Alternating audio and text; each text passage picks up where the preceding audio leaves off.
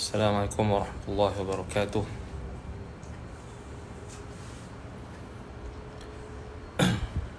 Bismillahirrahmanirrahim.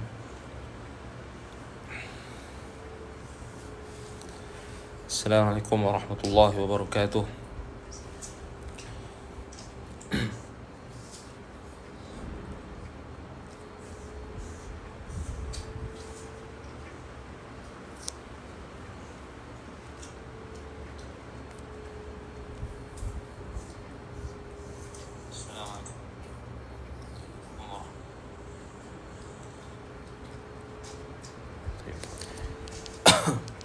إن الحمد لله نحمده ونستعينه ونستغفره نعوذ بالله من شرور أنفسنا ومن سيئات أعمالنا من يهده الله فلا مضل له ومن يضلل فلا هادي له أشهد أن لا إله إلا الله وحده لا شريك له أشهد أن محمدا عبده ورسوله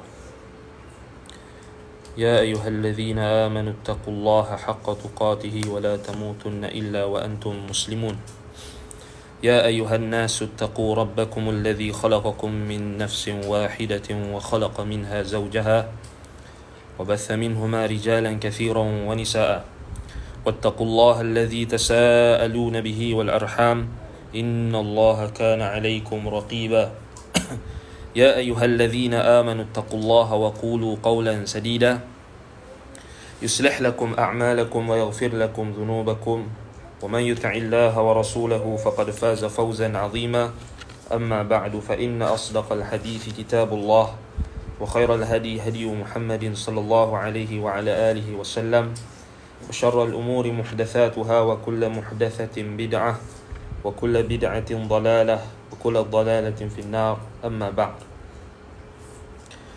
Alhamdulillah, bersyukur kita kepada Allah Subhanahu wa taala kerana dengan nikmat dan juga limpahan kurniaan Allah Subhanahu wa taala kita dapat ber-FB live pada petang ini, walaupun agak lewat sedikit 5 minit. Baik. Jadi insya-Allah petang ini kita akan memanfaatkan masa kita untuk membahaskan satu risalah yang kecil tetapi mempunyai manfaat yang banyak, iaitulah risalah yang telah diterbitkan oleh Maktabah Dar Ar-Rakhis dan juga Pustaka Ilmu Salaf ataupun karya PIS, risalah Itsbatul Qadar, iaitulah risalah Amirul Mukminin Umar bin Al-Khattab radhiyallahu anhu berkenaan dengan mengimani takdir. Baik. Jadi kalau kita lihat bagi siapa yang sudah mendapatkan buku ini ataupun risalah ini, baik,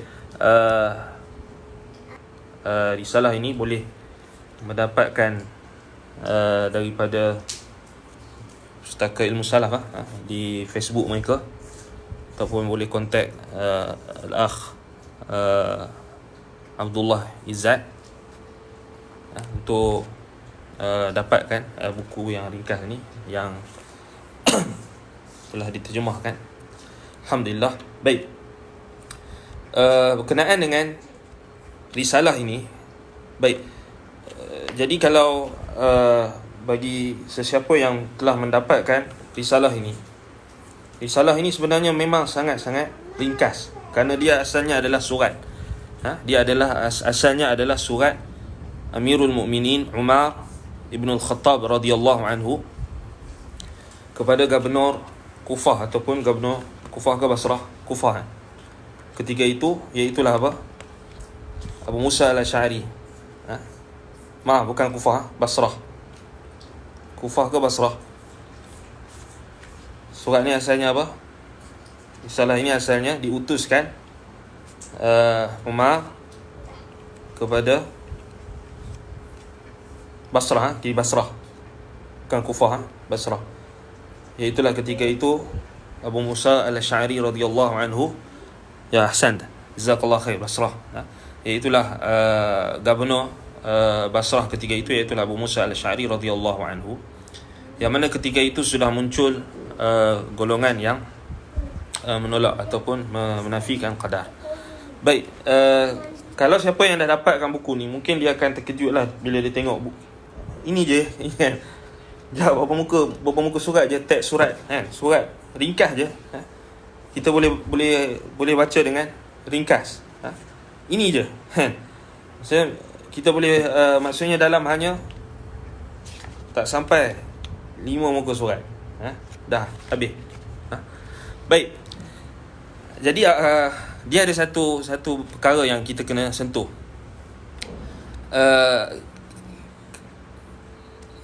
Yang perlu kita perbetulkan. Kita hari ini kita makin jauh dengan petunjuk nabawi, makin jauh makin jahil lah, kita makin jahil, dan makin jahil makin banyaklah kita kena rujuk kitab, dan makin tebal lah kitab yang ditulis. Tetapi kalau kita flashback, kita kembali balik kepada zaman salaf, zaman sahabat Nabi, yang sedikit itulah yang banyak itu tak semestinya menunjukkan kealiman. Bahkan yang sedikit itu boleh jadi lebih bermanfaat ataupun lebih alim. Baik, anda akan tunjukkan bukti-buktinya. Yang pertama, Nabi SAW diberikan jawami'ul kalim. Jawami'ul kalim, sebagaimana yang diriwayatkan daripada hadis Nabi SAW yang sahih, iaitu Nabi SAW diberikan jawami'ul kalim. Apa maksud jawami'ul kalim? Ini kalau kita, siapa yang dah pernah mengaji Jami'ul Ulum wal Hikam, karya Al-Hafiz Ibnu Rajab Al-Hambali rahimahullah, yang mensyarahkan hadis 40 hadis kemudian dilengkapkan dengan 50 hadis. Mungkin dia dah pernah dengar, dan sesiapa yang menuntut ilmu maka dia dah tahu Jawami'ul Kalim ni apa maksudnya. Sebagaimana yang disebutkan oleh guru kami Syekh Saleh Ibn Abdullah Al-Usaimi hafizahullah, Jawami'ul Kalim maksudnya ma qalla lafzuhu wa 'azuma ma'nah. Ma qalla lafzuhu wa 'azuma ma'nahu. Apa yang sedikit lafaznya, lafaznya pendek sedikit, wa 'azuma ma'nahu, dan maknanya sangat agung. Maknanya merangkumi ilmu yang sangat luas, yang mempunyai faedah yang sangat banyak, yang tak mungkin untuk dikira kalau kita nak melihat rahsia-rahsia yang terkandung di dalam lafaz yang ringkas tersebut. Jadi itulah antara keistimewaan Nabi SAW. Baginda SAW diberikan Jawami'ul Kalim. Jawami'ul Kalim, apa yang lafaznya pendek, ringkas, tetapi mengandungi makna yang sangat agung, makna yang sangat mendalam, makna yang sangat banyak, faedah yang sangat banyak. Jadi itulah menunjukkan sisi kelebihan dan kemukjizatan, salah satu daripada kemukjizatan yang ada pada perkataan Nabi SAW. Bahkan Al-Quran sekalipun adalah Jawami'ul Kalim, termasuk Jawami'ul Kalim. Baik, begitulah juga ilmu yang diwarisi oleh para sahabat Nabi SAW.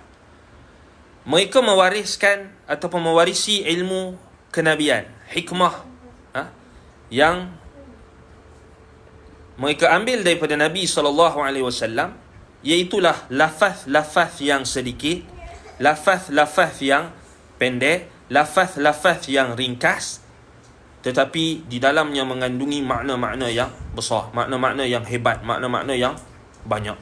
Jadi ini antara kelebihan hadis-hadis Nabi SAW dan athar para sahabat, kerana para sahabat mereka hanya mewariskan apa yang Nabi SAW ungkapkan.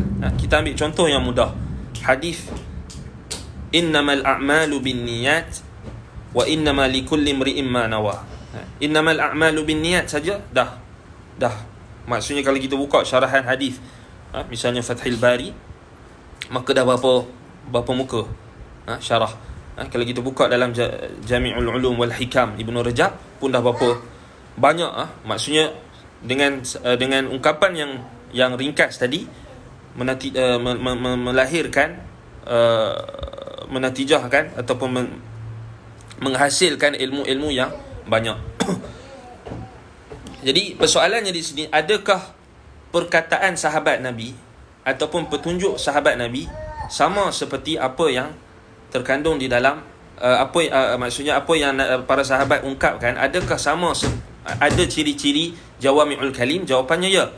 Kerana kalau kita lihat perkataan sahabat Nabi, perkataan mereka juga adalah perkataan yang kita kata yang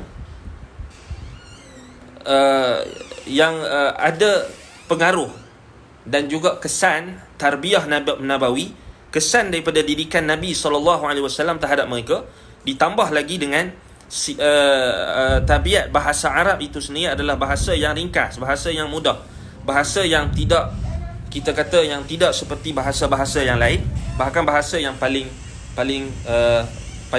ringkas lah, yang paling ringkas dan yang paling mudah, ditambahkan lagi dengan tabiat bahasa Arab itu sendiri. Baik, jadi kalau kita lihat, demikianlah juga ilmu yang diwarisi oleh para sahabat Nabi. Mereka juga perkataan-perkataan mereka datang kesan ataupun pengaruh sunnah itu, pengaruh daripada hadis-hadis Nabi, pengaruh daripada Al-Quran itu sendiri, dan juga hadis-hadis Nabawi SAW sangat memberi kesan di dalam perkataan-perkataan mereka, taujihat mereka, bimbingan mereka dan nasihat-nasihat mereka. Sebab itu kalau kita tengok Nabi SAW sendiri, dalam surat-surat Nabi, Nabi SAW, surat antaranya surat Nabi SAW yang diutuskan kepada Hirakl, Azim Rum, pemimpin Rum, sebagaimana yang diriwayatkan oleh Imam Al-Bukhari rahimahullah dalam kitab Bad'ul Wahyi, dalam Sahih Al-Bukhari. Kita dapat lihat bagaimana ringkasnya surat Nabi kita sallallahu alaihi wasallam, kan. Bismillahirrahmanirrahim. Kemudian min Muhammad ibnu Abdullah atau Muhammad Rasulillah atau Abdullah wa rasulihi ila Hirakal Azimir Rum. Salamun ala man ittaba'al huda aslim taslam yu'tika Allahu ajraka marratain fa in abaita fa alayka ithmul arisiyin, fa'alaika ithmul arisiyin. Kemudian Nabi SAW melengkapkan surat tersebut dengan mendatangkan ayat Al-Quran dan ditutup dengan ringkas sekali. Itu antara tabiat, kalau kita tengok bagaimana surat-surat Nabi SAW, kita boleh cari macam mana surat-surat Nabi SAW juga sangat ringkas. Baik. Kemudian satu lagi poin yang penting yang perlu kita tekankan adalah bagaimana keilmuan seseorang ianya tidak dapat ditentukan dengan bilangan ataupun dengan banyaknya riwayat ataupun dengan banyaknya tulisan atau dengan banyaknya percakapan atau dengan banyaknya nukilan-nukilan. Tidak. Apa buktinya? Buktinya, kalau kita search, kalau kita cari para sahabat yang meriwayatkan hadis, yang paling banyak, yang paling banyak meriwayatkan hadis, antaranya siapa? Abu Hurairah radhiyallahu anhu, Ummul Mukminin Aisyah radhiyallahu anha, Jabir bin Abdullah, Abdullah bin Umar, kemudian siapa lagi? Abu Sa'id Al-Khudri dan seterusnya. Cuba kita bandingkan riwayat yang ramai para sahabat yang meriwayatkan banyak hadis. Contoh seperti Abu Hurairah, Ibnu Umar, Jabir bin Abdullah, Ummul Mukminin Aisyah radhiyallahu anha. Cuba kita banding bezakan antara riwayat mereka dengan riwayat Khulafa'ur Rasyidin yang 4. Contohnya Abu Bakar, Umar, Uthman dan Ali. Baik, riwayat Abu Bakar jika nak dibandingkan dengan Abu Hurairah, siapa lagi banyak? Abu Hurairah lah. Adakah Abu Hurairah lebih alim berbanding Abu Bakar? Hasya wa kalla, kan? Bahkan jauh, sangat jauh. Sudah tentulah tidak ada seorang pun yang mempunyai akal yang sejahtera, yang mempunyai ilmu yang menetap di dalam hatinya akan sanggup mengatakan Abu Hurairah lebih afdal ataupun lebih utama berbanding Abu Bakar. Tak ada, kan? Sebab Abu Bakar dengan ijma' ummah, dia adalah manusia yang paling utama selepas para nabi dan rasul. So Abu Bakar. Baik, cuba kita bandingkan pula riwayat Umar dengan riwayat Abu Hurairah. Sudah tentulah riwayat Abu Hurairah radhiyallahu anhu lebih banyak hadis-hadis yang diriwayatkan oleh Abu Hurairah berbanding dengan Umar. Persoalannya, adakah Abu Hurairah lebih afdal berbanding Umar? Jawapannya tidak. Kerana Umar dengan ijma' ulama' juga, dengan ijma' ummah bahwasanya Umar adalah orang yang paling afdal selepas Abu Bakar. Baik, Uthman ibn Affan radhiyallahu anhu, dia ada riwayat hadisnya, dia ada meriwayatkan hadis. Contohnya riwayat Uthman ibn Affan, khairukum man ta'allama al-Quran wa 'allamah. Sebaik-baik kalian adalah apa? Orang yang mempelajari Al-Quran dan mengajarkannya. So Uthman ada riwayat, tetapi riwayat Uthman sedikit nak dibandingkan dengan riwayat Abu Hurairah, nak dibandingkan dengan riwayat Ummul Mukminin. Adakah kita boleh kata Abu Hurairah lebih afdal berbanding Uthman, ataupun Abu Hurairah lebih ataupun Aisyah radhiyallahu anha lebih afdal berbanding Uthman? Sudah tentu tidak. Itu menunjukkan banyaknya riwayat tidak boleh menunjukkan afdaliyah ataupun keutamaan seseorang. Begitulah juga Ali, riwayatnya sedikit nak dibandingkan dengan Abu Hurairah, Ibn Umar, Jabir bin Abdullah, Abu Sa'id Al-Khudri, Aisyah radhiyallahu anha dan seterusnya. Yang di sini kita kena faham bahwasanya afdaliyah, keutamaan itu tidak di dalam agama kita ni, di dalam Islam, tidak sesekali diukur dengan banyaknya riwayat ataupun banyaknya tulisan ataupun banyaknya nukilan-nukilan perkataan. Itu bukti yang paling jelas. So begitulah juga kita surat Umar bin Al-Khattab radhiyallahu anhu, yang ringkas tetapi tidak menunjukkan kedudukannya itu adalah rendah, ataupun kedudukannya itu adalah menunjukkan dia tidak alim ataupun tidak berilmu. Bahkan sebaliknya, itulah yang menunjukkan keilmuannya yang sangat tinggi dan juga kedalaman fiqh, kefahamannya terhadap agama Allah Subhanahu wa taala. Walaupun suratnya sedikit, walaupun nukilan-nukilan ataupun riwayat-riwayat daripada beliau sendiri adalah sedikit jika nak dibandingkan dengan sahabat-sahabat Nabi yang selainnya. Baik. Sebab itulah kalau kita tengok balik bagaimana Imam Al-Barbahari, kemudian ulama-ulama ahli sunnah wal jamaah, Al-Hafiz Al-Zahabi rahimahullah, mereka mengungkapkan kenyataan bahawasanya al-ilmu laisa bi kathrati riwayah wala al-kutub, walakin nurun yuqdhafu Allahu fi qulubi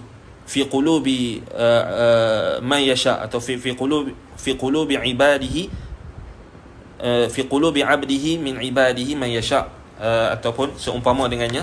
Maknanya ana sebut secara maknanya, ilmu itu tidaklah diukur dengan bikathratir riwayah, tidak diukur dengan banyaknya riwayat.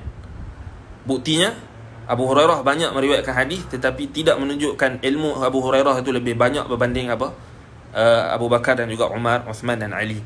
Begitulah juga riwayat-riwayat sahabat Nabi yang lain. Tak boleh mereka nak menandingi keilmuan siapa? Abu Bakar, Umar, Uthman dan Ali. Kemudian kata para ulama lagi, al-ilmu laisa bi kathratir riwayah, ilmu itu tidak dengan banyaknya riwayat, walal kutub, tidak juga dengan banyaknya kitab-kitab, tidak juga dengan banyaknya tulisan-tulisan. Akan tetapi ilmu itu adalah nur, cahaya yang Allah campakkan ke dalam hati hamba-hambanya yang dia suka. So di sinilah kalau kita lihat bagaimana kita perlu faham hari ini kalau kita tengok dalam konteks zaman kita sekarang, apabila segelintir besar di kalangan penuntut-penuntut ilmu, mereka mudah terpedaya dengan seseorang individu ataupun dengan sesiapa sahaja yang membawa nama ilmu, apabila ilmu itu mereka ukur dengan banyak riwayat ataupun banyak kitab ataupun banyaknya sanad ataupun banyaknya guru ataupun banyaknya apa lagi, banyak dia banyak tengok kepada banyaknya tulisan. Tidak semestinya orang yang mempunyai banyak kitab, orang yang mempunyai banyak guru, orang yang mempunyai banyak sanad, ataupun orang yang seumpama dengannya, tidak semesti menunjukkan ianya adalah satu kelebihan ataupun menunjukkan keilmuannya. Sebab itu anda teringat Syekh Bashir Al-Ibrahimi pun pernah sebut benda yang sama. Ada perkataan dia, nanti kalau anda jumpa balik, anda akan share insyaAllah. Dia kata bukanlah semua orang yang tahu tentang kitab fiqh itu adalah fuqaha. Tak semua orang yang tahu kitab fiqh, maksudnya dia boleh sebut satu kitab adalah fiqh, adalah orang yang betul-betul faqih. Tak semua. Maksudnya boleh jadi orang yang dia tahu kitab-kitab ni ataupun dia mengaji khatam ke kitab, tapi dia tak ada fiqh, dia tak faham. Boleh jadi dia khatam tetapi dia tak faham. Jadi ini adalah menunjukkan macam kita lah, kita bukan nak cakap kat orang lain, macam kita lah, banyak kitab tetapi kita kekurangan fiqh, kita tak faham. Kita berhajat kepada penjelasan ulama. Kita masih lagi tidak boleh nak faham sebagaimana yang difahami oleh ulama salaf yang terdahulu. Masih lagi kita berhajat kepada syarahan ulama, penjelasan daripada para ulama. Kemudian penjelasan, kalau yang panjang kita nak pula yang mudah, yang ringkas, dan sebagainya. Itu menunjukkan apa? Menunjukkan bukti bahawasanya banyaknya tulisan, banyaknya riwayat, banyaknya kitab tidak sama sekali boleh mengukur keilmuan dan juga kefahaman seseorang terhadap agama. Sebab itu dibalik-balik pada apa yang anda dah sebut sebelum ni, man yuridillahu bihi khaira yufaqihu fid din, hadis Muawiyah bin Abi Sufyan radhiyallahu anhu dalam Sahih Al-Bukhari. Iaitulah barang siapa yang Allah kehendaki untuk berikan kebaikan kepadanya, maka Allah Ta'ala akan berikan kefahaman dalam agama. Maksudnya apa?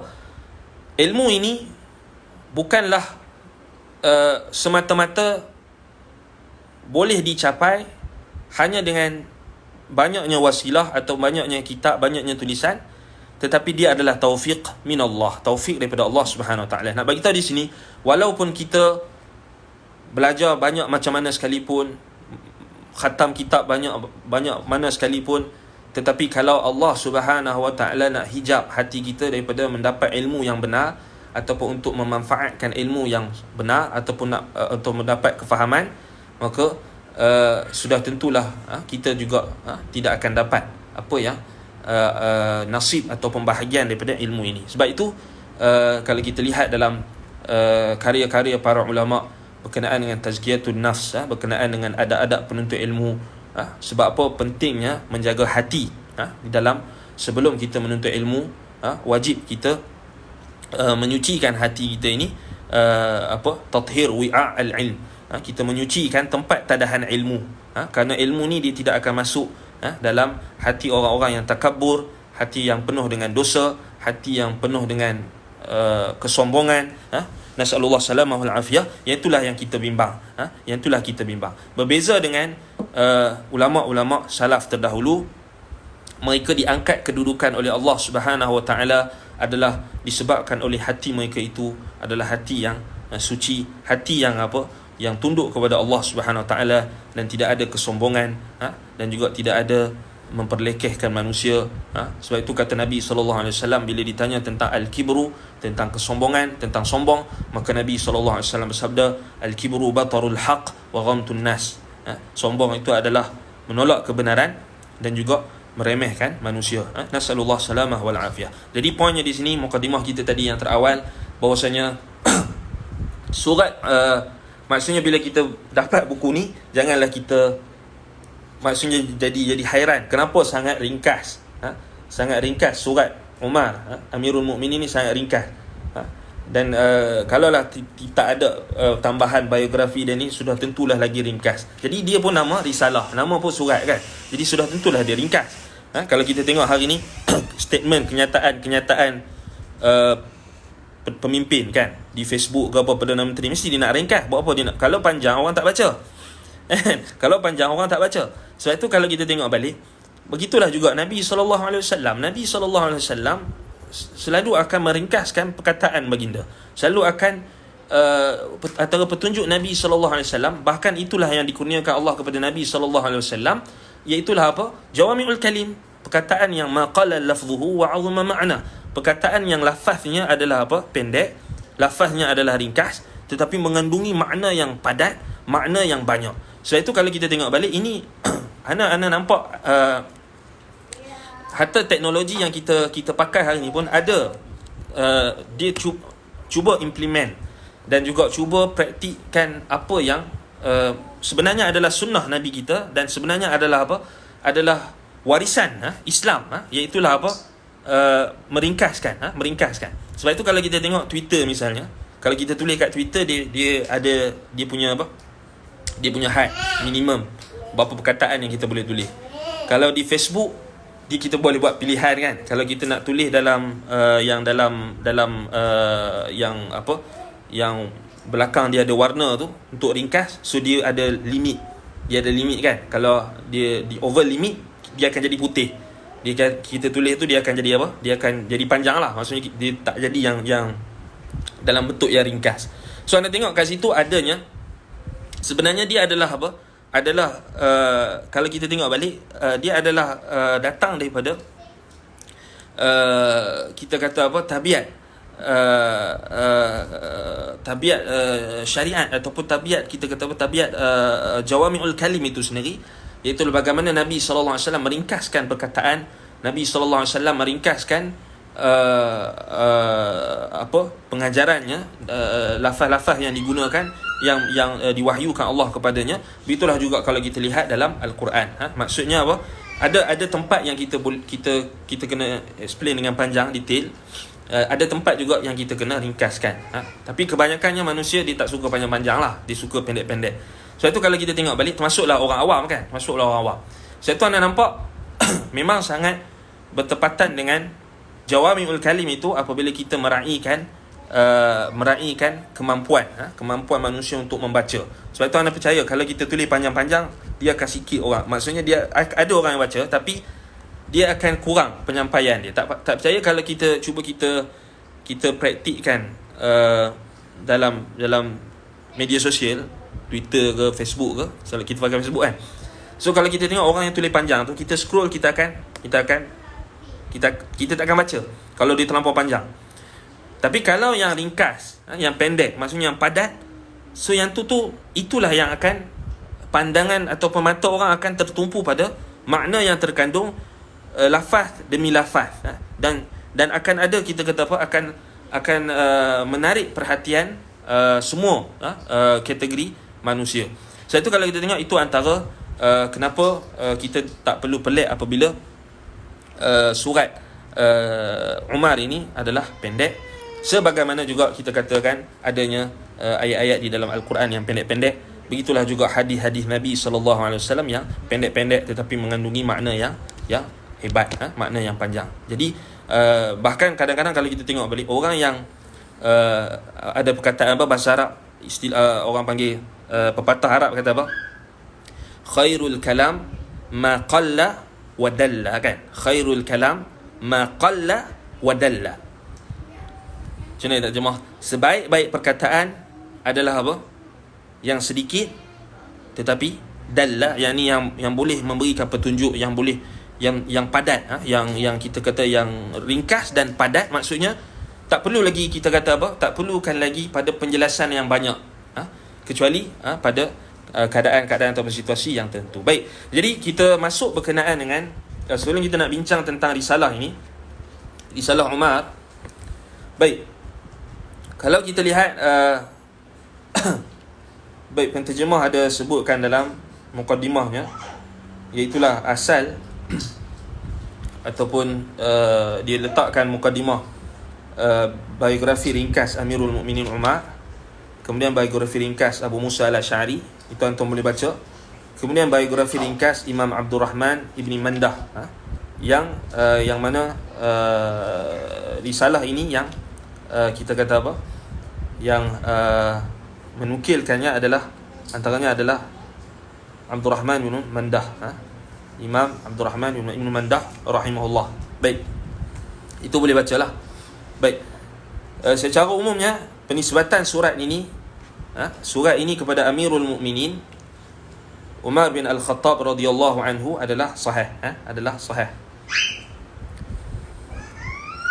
Baik. Baik, dan asalnya adalah sebahagian daripada apa yang dinukilkan oleh Imam Abdul Rahman bin Mandah rahimahullah dalam kitabnya Ar-Radd ala man yaqul alif lam mim harf. Baik. Ini ada dalam halaman 22, sekali dengan manuskrip. Baik. Ana tak mau ulas panjang tentang sanad surat ini. Cuma ana nak bagi tahu kenapa kalau kita lihat surat ini sahih daripada Umar, selain daripada sanad. Baik, di dalam perbahasan akidah kita kena faham, ana pernah sentuh isu ni berkenaan ketika ana mensyarahkan kitab Syarh Sunnah oleh Al-Imam Al-Muzani rahimahullah, ketika baru diterjemahkan dalam tahun 2014 tak salah. Kemudian ada sebahagian golongan yang cuba mempertikaikan sanad kitab Syarh Sunnah Al-Muzani. Lalu ada jawapan daripada Al-Fadil Ustaz Kamilin, dia ada jawab. Kemudian ada juga ada jawab, dan beberapa asatidzah lain yang juga turut jawab, alhamdulillah. Iaitulah perbahasan berkenaan, kita perlu bezakan perbahasan sanad dalam ilmu hadis dengan perbahasan sanad dalam ilmu akidah. Ada perbezaan. Perbezaan. Maksudnya di sini, kalau dalam ilmu hadis perbahasannya memang terbatas ataupun terhenti kepada status dan kedudukan perawi-perawi dalam silsilatu as-sanad ataupun dalam rantaian sanad. Adapun di dalam ilmu akidah, ianya tak terhenti, ianya tak terfokus hanya kepada perbahasan sanad, bahkan dilihat pula syawahid, dilihat pula sokongan-sokongan yang datang melalui riwayat-riwayat yang mustafid, riwayat-riwayat yang sudah sampai pada tahap mutawatir ataupun yang sudah masyhur. Contoh, anda bagi contoh yang mudah berkenaan dengan kisah ataupun peristiwa bagaimana Jaham ibn Safwan disembelih ataupun Al-Ja'du ibn Dirham disembelih oleh siapa? Al-Qasri. Al-Qasri. Baik, kalau kita tengok kisah Al-Ja'du ibn Dirham, Al-Ja'du ibn Dirham ni adalah orang yang membawa bid'ah khalqul Quran, antara yang terawal, dan juga bid'ah yang lain, guru kepada Jaham ibn Safwan, yang dinisbahkan kelompok ataupun firqah ataupun aliran ataupun kita kata doktrin Jahmiyah itu kepada Jaham ibn Safwan At-Tirmidzi. Baik, peristiwa ataupun kisah penyembelihan Al-Ja'du ibn Dirham, kalau kita teliti dari sudut sanad memang tidak kuat. Tetapi kalau kita teliti dari sudut mustafid, dari sudut khabar itu sudah masyhur di kalangan ulama-ulama ahli sunnah, maksudnya tidak ada satu kitab yang membahaskan tentang sunnah atau membahaskan tentang akidah, membahaskan tentang firaq, melainkan pasti akan dinukilkan riwayat-riwayat berkenaan dengan kita kata apa, dengan peristiwa tersebut, peristiwa penyembelihan ataupun hukuman yang telah diletakkan kepada dijatuhkan kepada Al-Ja'du ibn Dirham. Baik, jadi perbahasan dalam akidah begitu juga. Contohnya dalam konteks kita tengah bahaskan tentang risalah Itsbatul Qadar, memang kita takkan nampak, kita takkan dapat kita takkan dapat hukum rawi yang meriwayatkan khabar dengan tepat. Maksudnya satu persatu rawi tersebut adalah fiqah ataupun adalah terselamat daripada sebarang kalam. Tidak seperti ilmu hadis. Baik, sebab tu yang menjadi sokongan adalah khabar-khabar. Sebab itu kalau kita tengok balik, kenapa risalah Itsbatil Qadar ini adalah risalah yang kita kata risalah yang sahih daripada Umar bin Al-Khattab radhiyallahu anhu. Kerana kalau kita tengok dari sudut riwayat-riwayat hadis berkenaan dengan qadar, adalah kebanyakannya datang riwayat daripada Umar dan juga Abdullah bin Umar radhiyallahu anhuma. Contohnya dalam muqaddimah Sahih Muslim, iaitulah ini berlaku pada zaman Ibnu Umar, ketika mana Ibnu Umar radhiyallahu anhuma didatangi oleh dua orang tabi'in daripada Basrah, yang mana mereka menceritakan tentang kemunculan golongan Qadariyah Nufatul Ain, Qadariyatul Ula, yang mana mereka mendakwa bahawasanya innal amra unuf, sesungguhnya urusan itu musta'naf, iaitulah Allah Ta'ala tidak mengetahui sesuatu perkara melainkan perkara itu berlaku dahulu. Maksudnya mereka menafikan ilmu Allah yang mutlak ataupun ilmu Allah yang meliputi segala sesuatu. Jadi kemudian dua orang tabi'in ini datang bertemu dengan Ibnu Umar radhiyallahu anhuma, menjelaskan bahawasanya adanya kelompok yang dikepalai oleh Ma'bad Al-Juhani di Basrah, dan hum qaumun yataqaffaruna al-ilma, mereka ni yaqra'una al-Quran, mereka membaca Al-Quran, wa yataqaffaruna al-ilma, dan mereka ni suka memperdalami ilmu, yakni perkara-perkara yang ta'ammuq dan juga takalluf, yakni membeban-bebankan mereka terhadap perkara-perkara yang tidak sepatutnya mereka bahaskan, termasuklah qadar. Mereka menafikan qadar. Baik, jadi kelompok ini sudah muncul pada, kalau kita tengok base pada riwayat itu, ianya muncul pada zaman Ibnu Umar. Cuma bila kita lihat balik, apabila dinukilkan surat Umar bin Al-Khattab radhiyallahu anhu berkenaan dengan perintah kepada Abu Musa Al-Asy'ari radhiyallahu anhu supaya memerintahkan umat Islam supaya jangan memperdalamkan ataupun jangan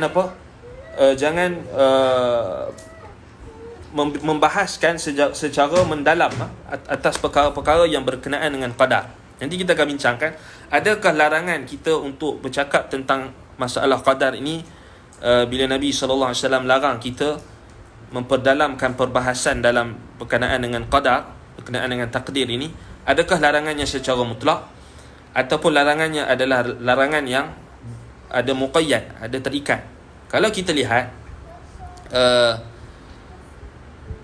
para ulama mentafsilkan hadis larangan kita bercakap tentang qadar. Sekarang ni poinnya di sini, adanya perintah daripada Nabi sallallahu alaihi wasallam supaya tidak berkata secara ataupun tidak memperhalusi ataupun tidak berkata dalam masalah qadar ini dengan tanpa ilmu lah. So itu ada larangan. Ada larangan. Baik, adakah maksudnya adalah larangan secara mutlak? Yang sahih, ni anda ringkaskan, yang sahih ianya tidak secara mutlak. Kerana kalau kita bincang qadar, masalah tentang takdir, kita bincang dalam konteks nusus, kita bincang dalam konteks Al-Quran dan juga As-Sunnah, berlegar pada dalil, ianya tidak menjadi masalah. Tetapi yang menjadi masalah, yang termasuk dalam larangan Nabi SAW, apabila kita membahaskan tentang masalah takdir ini di luar batasan Al-Quran dan juga As-Sunnah. Itu yang dimaksudkan dengan larangan Nabi SAW, dan juga ada dalam larangan Umar, iaitulah membahaskan secara mendalam di dalam masalah takdir. Baik, itu kita kena faham. Baik, sebelum kita nak masuk tentang risalah ini, baik, suka untuk kita lihat dulu berkenaan dengan biografi ringkas Umar bin Al-Khattab radhiyallahu anhu. Baik, siapa Umar?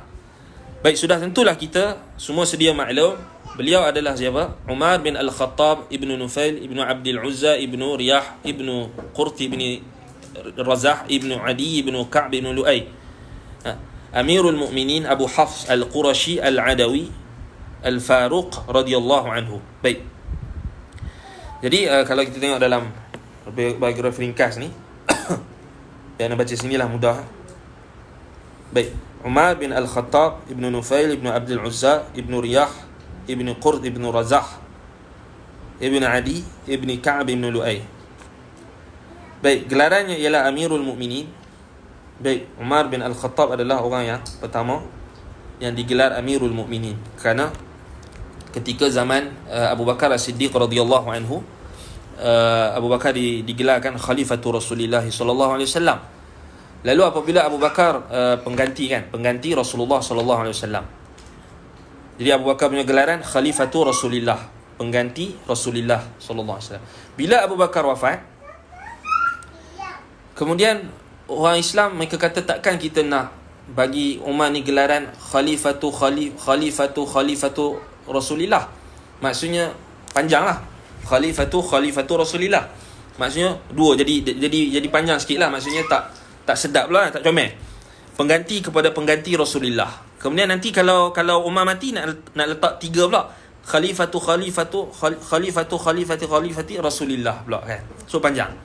So mereka pun berfikir kita nak kita nak gelarkan Umar ini, takkan kita nak gelar khalifah kepada khalifah Rasulullah pula. Nanti kalau dia mati nanti panjanglah pula kan gelaran tu. So nampak sini fiqh para sahabat mereka meletakkan gelaran apa? Amirul Mu'minin, iaitulah apa? Ketua bagi orang-orang beriman, penghulu bagi orang-orang beriman. Dan Umar adalah orang yang pertama yang digelar dengan Amirul Mu'minin. Kemudian setelah itu semua khalifah-khalifah digelarkan dengan Amirul Mu'minin. Lepas sejak daripada situlah melekatnya gelaran Amirul Mu'minin sehinggalah sehinggalah pada khalifah Uthman ibn Affan radhiyallahu anhu, kemudian Ali, kemudian khalifah Bani Umayyah, kemudian sampailah Bani Abbasiyah, melekat sehinggalah pada kalau sekarang ni rasanya yang digelar Amirul Mukminin di Morocco kot. Morocco rasanya dipanggil Amirul Mukminin. Kalau di Saudi Malik Salman tak panggil Amirul Mukminin. Raja Salman dipanggil apa? Dipanggil Khadimul Haramain Asy-Syarifain. Dia tak panggil Amirul Mukminin. Tapi boleh tak kalau nak panggil Amirul Mukminin? Boleh, tak ada masalah. Sebab dia memang pemimpin orang-orang Islam pun, pemimpin. Maksudnya apa? Pemimpin orang beriman. Tapi tidak diguna pakaikan istilah itu bagi sesetengah raja dan pemerintah. Tetapi kalau kita lihat dalam sejarah Islam, yang mula meletakkan gelaran Amirul Mukminin ini adalah yang mula digelar Amirul Mukminin adalah Umar bin Al-Khattab radhiyallahu anhu. Baik. Umar, kalau kita lihat lagi biografi ringkas beliau. Baik, ibu beliau bernama Zabiyah bintu Wahb, seorang wanita daripada kabilah Akka. Baik.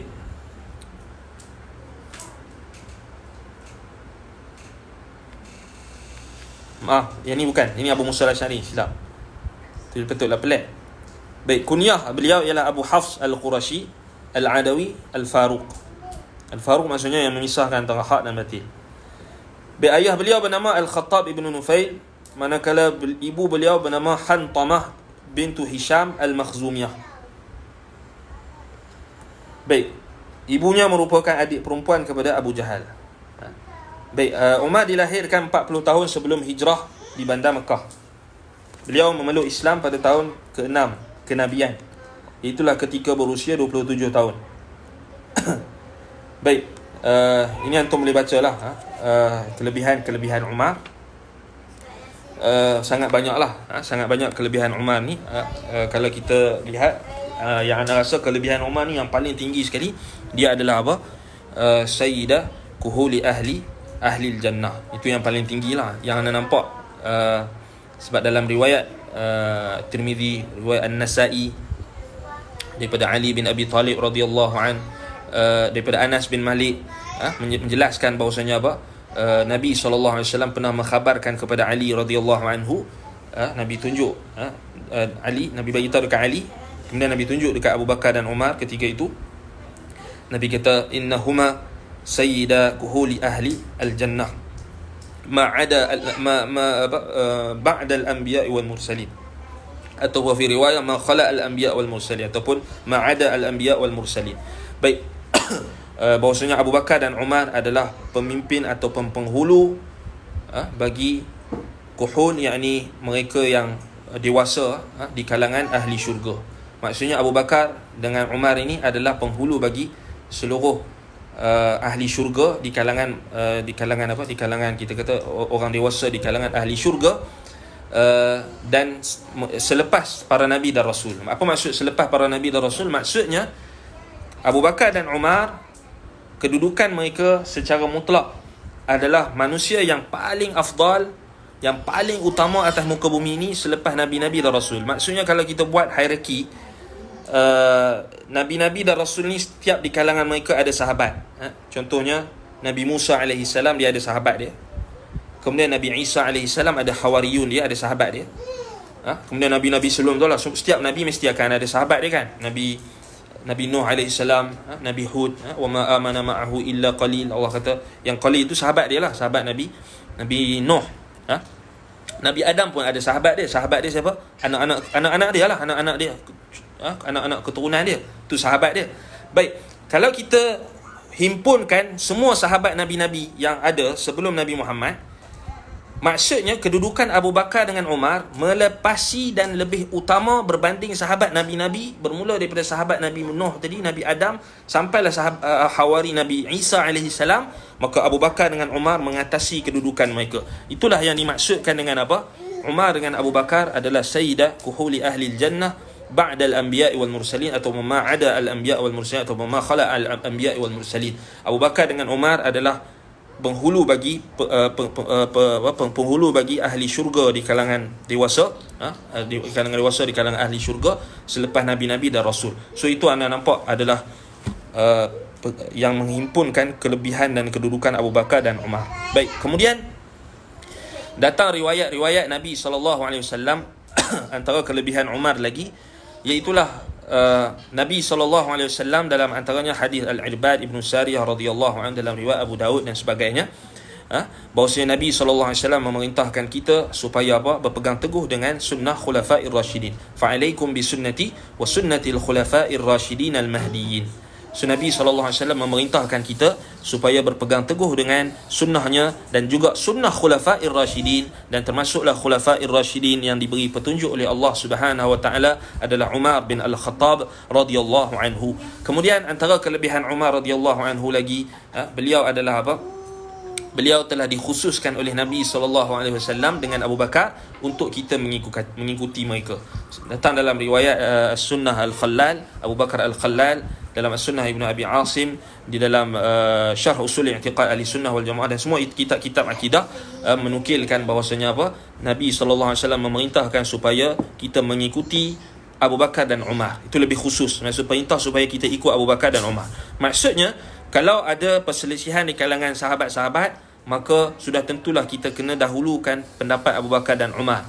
Jikalau berlaku perselisihan di kalangan mereka, sudah tentulah kita bahkan datang nas memerintahkan supaya kita mengikuti Abu Bakar dan Umar. Kalau perkara itu tidak ada nas daripada Nabi SAW. Kalau ada nas daripada Nabi SAW, sudah tentulah kita kena dahulukan nas. Bahkan tidak bercanggah perkara tersebut, kerana Abu Bakar dan Umar adalah orang yang paling mengikuti sunnah Nabi SAW, sehingga Nabi SAW memerintahkan supaya kita mengikuti sunnatil khulafa'ir rasyidin al-mahdiyyin. Baik.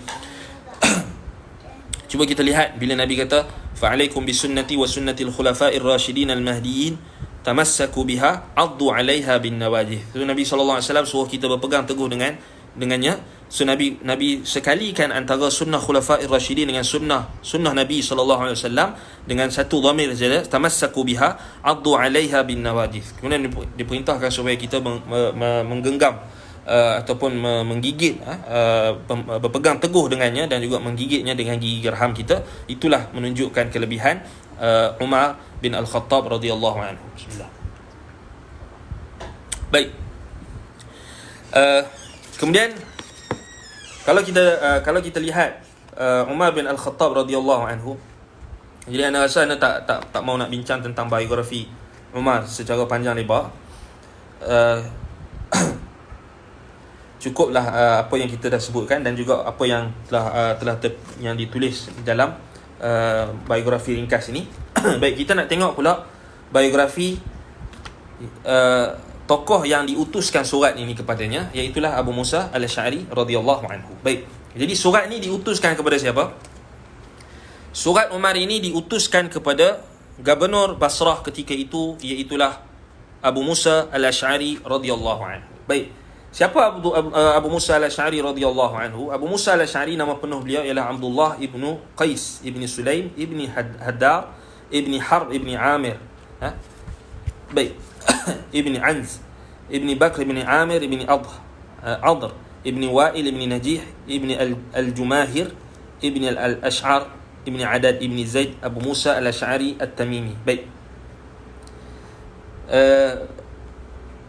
beliau lebih dikenali dengan kunyah beliau Abu Musa al-Asy'ari. Baik, al-Asy'ari ini adalah kita kata apa, kabilah yang berasal daripada Yaman. Sebab tu kalau kita tengok balik dalam Al-Quran, bila Allah Subhanahu Wa Taala sebut berkenaan dengan apa, ya ayyuhallazina amanu man yartadda minkum an dinihi fasawfa ya'ti Allahu biqaumin, man yartadda, dalam surah Al-Maidah ayat 54, Allah kata ya ayyuhallazina amanu man yartadda minkum an dinihi fasawfa ya'ti Allahu biqaumin yuhibbuhum wa yuhibbunah أذلة على المؤمنين أعزة على الكافرين يجاهدون في سبيل الله ولا يخافون لومة لائم ذلك فضل الله يؤتيه من يشاء والله واسع عليم. Baik, Allah Ta'ala kata, wahai orang-orang beriman, barang siapa yang murtad di kalangan kamu, barang siapa yang kembali menjadi murtad di kalangan kamu daripada agamanya, fasawfa ya'tillahu biqaumin yuhibbuhum wa yuhibbunah, Allah akan mendatangkan satu kaum dengan satu kaum, yuhibbuhum, yang Allah menyintai mereka, wa yuhibbunah, dan mereka menyintai Allah, azillatin 'alal kafirin atau azillatin 'alal mu'minin, mereka sangat merendahkan diri, mereka sangat menghormati, merendahkan diri mereka terhadap orang beriman, a'izzatin 'alal kafirin, dan mereka sangat tegas terhadap orang-orang kafir, yujahiduna fi sabilillahi wa la yakhafuna lawmata la'im, mereka berjihad di jalan Allah dan tidak takutkan celaan orang-orang yang mencela. Demikianlah apa kelebihan Allah yang Allah berikan kepada siapa yang Dia kehendaki, dan Allah maha luas pengetahuan dan juga kurniaannya. Baik, ayat ini kalau kita lihat, Nabi SAW apabila ditanya oleh sahabat, siapakah orang yang Allah cintai ini, dalam yang apa, fasawfa ya'tillahu biqaumin, maka Nabi SAW menyebutkan bahawasanya mereka adalah golongan, iaitulah apa, daripada golongan Abu Musa al-Asy'ari. Maksudnya di sini iaitulah daripada keturunan al-Asy'ariyun, iaitulah daripada Yaman. Baik, kat situ kalau kita tengok balik, ada lagi banyak pendapat lah kalau kita nak bahaskan pendapat ulama. Ada yang kata Abu Bakar, ada kata Umar. Baik, yang tepatnya hadis itu menjelaskan tentang Ahlul Yaman, iaitulah merujuk kepada Ansar, dan khususnya adalah orang Yaman. Sebab itu kalau kita tengok balik, Ansar mereka punya nasab adalah berasal daripada Yaman. Sebab itu mereka digelar sebagai Ahlul Yaman. Mereka bahkan kalau kita tengok balik, kelebihan mereka ini sangat banyak. Kerana mereka lah orang yang mula-mula sekali menzahirkan nusrah, membela dan juga membantu Nabi SAW ketika Nabi SAW dakwah baginda tidak diterima di tanah airnya sendiri di Mekah. Dan ketika Nabi SAW berhijrah, mereka telah, sebelum Nabi berhijrah, mereka yang menawarkan kepada Nabi SAW supaya datang ke Madinah dan juga berbai'ah kepada Nabi SAW, taat setia dan sanggup untuk menggadaikan segala-galanya, termasuklah jiwa dan raga mereka untuk mempertahankan Nabi SAW. Dan itulah kelebihan Ansar, kelebihan Yaman, Ahlul Yaman. So disebut Ahlul Yaman, mereka secara khususnya adalah Ansar. Dan lebih khusus antaranya adalah apa? Al-Asy'ariyun, iaitulah bukan Asy'ariyah. Ada orang salah faham, dia sebarkan ayat ni, kemudian dia sebarkan hadis tu, dia kata ini adalah golongan Asy'ariyah. Salah.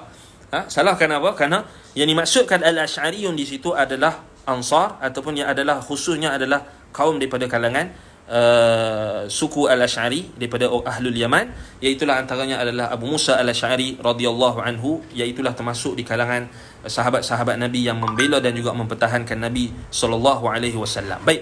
Jadi itu antara kelebihan Abu Musa Al-Asy'ari radhiyallahu anhu. Dan banyak lagi kalau kita tengok Ansar itu secara umumnya adalah apa? Daripada kabilah Yaman. Dan kalau kita lihat balik, banyak kelebihan-kelebihan mereka, antaranya ketika di Haud, di telaga Nabi sallallahu alaihi wasallam nanti, Ahlul Yaman iaitulah Ansar, mereka lah orang yang pertama akan dapat minum daripada telaga Nabi sallallahu alaihi wasallam. Dalam sebahagian riwayat, antaranya dalam As-Sunnah Ibnu Abi Asim, datangkan riwayat bahawasanya Nabi sallallahu alaihi wasallam ketika ramai orang berpusu-pusu nak minum daripada telaga Nabi sallallahu alaihi wasallam, maka Nabi sallallahu alaihi wasallam memukul-mukul dengan tongkatnya menghalau, maksudnya orang-orang yang cuba nak menghalang Ahlul Yaman ataupun orang Ansar untuk minum dulu. So Nabi suruh bagi jalan dulu, bagi apa? Bagi orang Ansar ataupun Ahlul Yaman dulu minum di telaganya. So Nabi sendiri yang halang. Nabi SAW suruh bagi jalan lah, bagi jalan, jangan kerumun, ramai-ramai, supaya bagi Ansar dulu minum, iaitu Ahlul Yaman dulu minum daripada telaganya. Baik, itu antara yang kelebihan, menunjukkan kelebihan Ansar. Antaranya adalah Asy'ariyun, iaitu kalau kita kata mereka yang datang, pengikut ataupun kita kata yang datang di kalangan suku daripada keturunan Asy'ariyun, antaranya Abu Musa Al-Asy'ari radhiyallahu anhu. Baik. Itu antara kelebihan Abu Musa Al-Asy'ari radhiyallahu anhu. Baik. Kemudian kalau kita lihat, ibu beliau bernama Zabiyah bintu Wahab. Kemudian yang ni yang kita baca tadi, yang silap tadi tu, dari kabilah Akka. Beliau yakni ibu kepada Abu Musa memeluk Islam di Madinah serta meninggal dunia di Madinah. Beliau merupakan seorang imam yang besar, antara sahabat Rasulullah SAW, dan seorang yang sangat alim dan faqih. Beliau juga antara sahabat yang mempelajari Al-Quran di hadapan Rasulullah sallallahu alaihi wasallam serta menyampaikan ilmu kepada penduduk Basrah dan mengajarkan mereka agama Islam. Baik. Kemudian boleh bacalah antara siapa yang meriwayatkan hadis-hadis daripada Abu Musa Al-Asy'ari, Abdullah bin Qais radhiyallahu anhu. Baik. Antaranya lagi beliau yang tidak disebut dalam ni, iaitu beliau diberikan suara ataupun kita kata kemerduan. Suara beliau itu adalah diumpamakan Nabi sallallahu alaihi wasallam seperti merdunya suara Alu Daud. Alu Daud maksudnya merujuk kepada suara Nabi Daud sendiri. Maksudnya suaranya yang merdu, sehingga Nabi sallallahu alaihi wasallam mengumpamakan suara yang merdu yang dikurniakan kepada Abu Musa Al-Asy'ari radhiyallahu anhu ni seperti merdunya suara Nabi Daud alaihi salam yang diberikan kemerduan suara.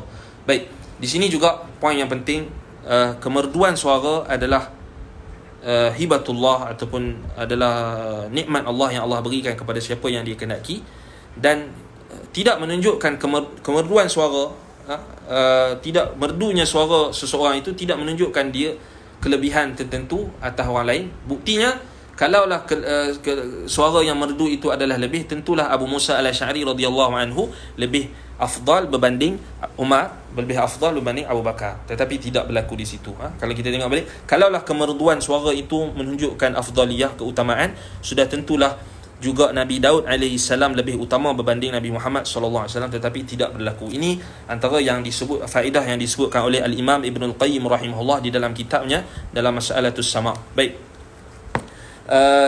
Kemudian beliau meninggal dunia pada tahun 42 Hijrah di Kufah. Baik, Umar meninggal pada tahun 23 Hijrah. Baik. Kemudian kita nak lihat yang menukilkan surat ini. Jadi kita dah tengok yang menulis surat Umar. Kemudian yang diutuskan surat kepadanya, iaitu Abu Musa Al-Asy'ari radhiyallahu anhu, ketika itu beliau sebagai gubernur di Basrah. Kemudian kita nak lihat yang menukilkan surat ini. Yang menukilkan surat ini ialah siapa? Iaitulah Al-Imam Abdurrahman Ibni Muhammad Ibni Ishaq Ibni Muhammad Ibni Yahya Ibni Mandah Al-Abdi Al-Asbahani, antara seorang ulama ahlul hadis dan muhaddithin, di kalangan muhaddithin, dan juga banyak menulis karya-karya yang hebat. Beliau dilahirkan pada tahun 381 Hijrah, dan kalau kita lihat balik, bapa beliau Abu Abdullah Muhammad Ibn Ishaq Ibn Mandah, ini juga banyak mengarang kitab-kitab yang hebat. Antara guru beliau adalah ayah beliau sendiri, Imam Muhammad bin Ishaq bin Mandah, termasuklah guru beliau Ibrahim bin Muhammad Al-Jallab, Abu Bakar Al-Mardawi, Baik. Antara anak-anak murid beliau ialah Yahya ibnu Abi Amr Abdul Wahhab, Muhammad bin Abdul Wahid Al-Asbahani, Al-Husain bin Abdul Malik Al-Khallal dan lain-lain. Baik, dan juga karya-karya beliau sangat banyaklah. Baik. Beliau meninggal dunia pada tahun 470 Hijrah di Asbahan. Baik. Kemudian kita nak tengok konteks ataupun kalau kita tengok balik dalam halaman ke-20 tu sumber surat ini. Sumber surat ini boleh baca. Kemudian kita nak tengok teks surat ini. Baik, kemudian kita masuk yang meriwayatkan surat ini dengan sanadnya ialah Al-Imam Abdul Rahman ibn Muhammad ibn Mandah rahimahullah tadi. Beliau meriwayatkan dengan sanadnya sehinggalah sampai kepada Abu Wa'il Syaqiq ibn Salamah, murid kepada Abu Musa al-Asy'ari. Kemudian bahwasanya Abu Musa al-Asy'ari mengirimkan surat kepada Umar. Baik. Maksudnya pada awalnya Abu Musa al-Asy'ari mengirimkan surat kepada Umar yang berbunyi, dikata sini, kataba Abu Musa al-Asy'ari ila Umar bin al-Khattab radhiyallahu anhuma inna qibalana hahuna aqwamun yatakallamuna fil qadari. Sesungguhnya kami di kalangan kami di sini, di tempat kami di sini terdapat mulanya ada kaum-kaum ataupun kelompok-kelompok yang mula yatakallamun, yakni membahaskan berkenaan dengan takdir, membahaskan berkenaan dengan qadar. Maksudnya di sini membahaskan dalam konteks untuk mendustakan qadar. Kenapa kita faham macam ni? Sebab datang dalam riwayat-riwayat yang banyak yang menunjukkan bahawasanya Nabi SAW juga pernah memberitahu bahawasanya akan muncul golongan yang mukadzibul qadar, golongan yang yang mendustakan qadar, yang mendustakan takdir. Baik. Kemudian fakataba ilaihi Umar, lalu Umar pun membalas surat tersebut dengan menulis, Bismillahirrahmanirrahim, min Abdullah Umar bin al-Khattab amiril mu'minin ila Abdullah bin Qais al-Ash'ari, amma ba'du, fa inna Allah tabaraka wa ta'ala abrama amrahu wa anfadha hukmahu wa qaddara mashi'atahu wa akhadha bil hujjati ala khalqihi fima amarahum bihi min ta'atihi wa nahahum anhu min ma'siyatihi.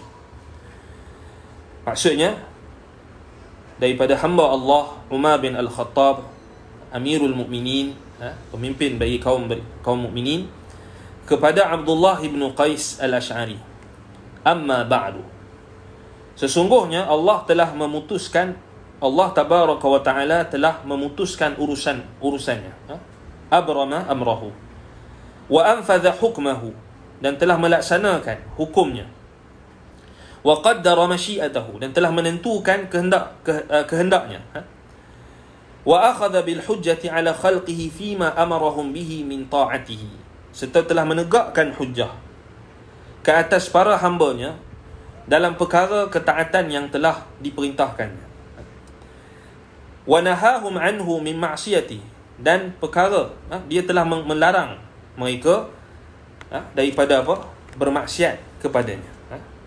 Baik. Fa idza ahabba Allah tabaraka wa ta'ala 'abdan nasarahu wa idza abghadahu khadhalahu ja'alana Allah wa iyyaka min 'ibadihi al-mansurin al-'amilin bi ta'atihi. Apabila Allah tabaraka wa ta'ala menyintai seseorang hamba, nasarahu, dia akan membantunya, dia akan menolongnya. Wa idza abghadahu khadhalahu, apabila dia membencinya, maka dia akan meninggalkannya. Dia akan khadhalahu di sini, menggagalkannya. Di sini terjemahan menggagalkannya. Khadhal ini maksudnya membiarkan dalam kesesatan ataupun meninggalkan, minal khudlan, iaitu meninggalkan setelah mengetahui tentang keadaan seseorang. Maksudnya dia dah tahu hambanya ini perlukan bantuan, tetapi Allah meninggalkannya, Allah tak membantunya. Allah kita kata Allah meninggalkan bantuan kepadanya. Allah tak bagi bantuan dan pertolongan, menggagalkannya lah. tak menjadi masalah kalau diterjemah di sini menggagalkannya. Khadhalahu, tetapi asalnya adalah khudlan. Itu kalau kita tengok balik apa? La yadurruhum man khadhalahum. Tidak memudaratkan mereka orang-orang yang mengkhianati mereka. Tapi di sini kita tak boleh nak terjemah Allah mengkhianati kan. Tak sesuai lah. Tetapi di sini kita kata menggagalkan. Maksudnya Allah Subhanahu Wa Taala tidak memberikan pertolongan. Maksudnya Allah Ta'ala apabila dia menyintai seorang hamba, dia akan membantu hamba tersebut. Dan apabila Allah membenci seseorang hamba tu, maka Allah akan meninggalkannya. Allah tak akan bantu dia. Allah akan biarkan dia dalam kesesatan. Baik. Kemudian Umar berdoa, wa ja'alana atau ja'alana Allah wa iyyaka min ibadihi al-mansurin al-'amilin bi ta'atihi. Semoga Allah menjadikan kami dan anda termasuk di kalangan para hamba-Nya yang dibantu olehnya dan beramal dengan mentaatinya. Baik. Kemudian kata Umar lagi, fa idza wasala kitabi hadha ilaika fad'uhum wa au'iz ilaihim wanhahum 'anil mu'awadati bil khawd fi amrin qad ahkamahu Allah 'azza wa jalla wa faragha minhu. Apabila surat aku ini telah sampai kepadamu, maka fad'uhum, dakwahlah kepada mereka, ajaklah mereka. Wa au'iz ilaihim, maksud au'iz ilaihim iaitulah apa? Berikanlah peringatan, berikanlah nasihat, peringatan, mau'izah. Wanhahum 'anil mu'awadati bil khawdi fi amrin qad ahkamahu Allah 'azza wa jalla wa faragha minhu. Serta laranglah mereka agar tidak membiasakan diri mereka untuk memperdalami ataupun membahaskan dengan secara mendalam dan tanpa bimbingan ilmu berkenaan dengan urusan yang telah pun Allah Ta'ala hukumkan, yang telah pun Allah kemaskan dan yang telah ahkamahullahu azza wa jalla, maksudnya yang telah Allah Ta'ala tetapkan, yang Allah Ta'ala hukumkan, dan yang telah wa faragha minhu, yang telah diselesaikan oleh Allah Subhanahu wa Ta'ala, iaitulah berkenaan dengan takdir. Iaitulah balik kepada 4 martabat beriman dengan takdir, iaitulah ilmu Allah, beriman dengan ilmu Allah as-sabiq, yang Allah Ta'ala mengetahui segala sesuatu sebelum sesuatu itu berlaku, apa yang berlaku, apa yang sedang berlaku, apa yang telah berlaku, apa yang akan berlaku, bagaimana sekalipun perkara itu berlaku, maka Allah SWT ada pengetahuan ilmu berkenaan dengannya. Yang ini boleh rujuk balik pada kelas ataupun kuliah ana di Facebook ni juga, iaitu berkenaan dengan beriman dengan qada dan qadar, dua sesi. Kalau untuk mendapatkan lagi penjelasan yang detail tentang maksud 4 martabat beriman dengan qadar, iaitulah pertama beriman dengan ilmu Allah, kemudian beriman dengan al-kitabah, Allah Ta'ala menulis segala sesuatu di Lauh Mahfuz, kemudian Allah beriman dengan al-masyiah, yakni al-iradah atau al-masyiah, kehendak Allah Subhanahu Wa Ta'ala, Allah berkehendak pada segala sesuatu. Kemudian al-khalq, Allah Ta'ala mencipta segala sesuatu. Itu yang dimaksudkan dengan takdir. Itu bila kita kena faham, bila salaf sebut takdir, maksudnya merangkumi keempat-empat martabat beriman dengan takdir tersebut, iaitulah ilmu, kitabah, al-masyiah dan juga al-khalq. 4 martabat beriman, maratibul qadar. Itulah yang dimaksudkan dengan beriman dengan qadar. Baik, sebab itu Umar perintahkan supaya dakwah mereka, ajak mereka, beri peringatan, beri nasihat, dan larang mereka supaya jangan membiasakan diri untuk al-khawdu fi amrin qad ahkamahu Allah azza wa jalla wa faragha minhu. Yani, apa maksud amrin qad ahkamahu Allah azza wa jalla, al-khawdi fi amrin qad ahkamahu Allah azza wa jalla wa faragha minhu, iaitulah maksudnya qadar tadi, takdir. Itu yang dimaksudkan dengan urusan yang telah dikemaskan, yang telah dihukum oleh Allah Subhanahu Wa Ta'ala, yang telah ditetapkan oleh Allah Ta'ala dan telah selesai. Apa yang telah selesai? Iaitulah berkenaan dengan apa? Berkenaan dengan segala sesuatu, ketetapan segala sesuatu.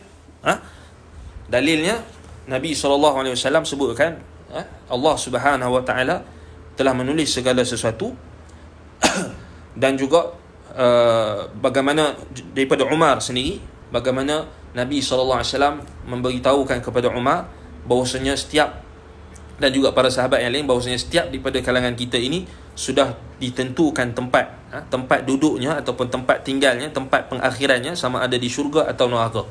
Bahkan dalam riwayat Ibnu Abi Asim, Nabi SAW dikatakan ada senarai mereka yang masuk syurga dan mereka yang masuk neraka, sekali dengan kabilah-kabilahnya, sekali dengan nama bapaknya, dengan nama datuknya, dengan kabilah-kabilahnya. Telah ada ulama kata telah dinampakkan kepada Nabi SAW. Nabi ada, maksudnya apa? Segala ketetapan Allah Ta'ala, termasuklah kedudukan kita, sama ada kita di dalam syurga atau neraka, sudah ditentukan. Sebab itu tanya para sahabat, kalau kita tengok balik hadis tu dalam Sunnah Ibn Abi Asim. Baik, kita akan bacakan hadis tu untuk jelaskan apa maksud al-khawd fi amrin qad ahkamahu Allah Azza wa Jalla wa jalla wa faragha minhu. Baik, dalam Abwabul Qadar, kalau kita tengok balik, Imam Ibn Abi Asim dia ada letak bab berkenaan dengan apa? Berkenaan dengan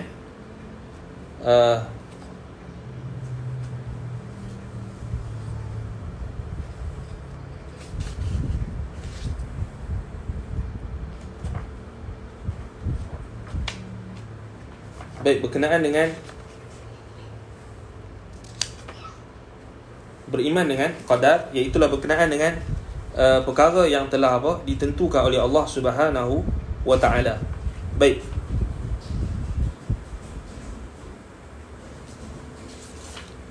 apa perkara yang telah ditentu dan ditetapkan oleh Allah? Antaranya ajal, rezeki, lagi apa lagi? Syaqiyun atau sa'id, bahagia atau celaka, itu pun dah ditentukan oleh Allah Subhanahu Wa Taala. Apa lagi? Musibah dalam sebagian riwayat disebutkan apa?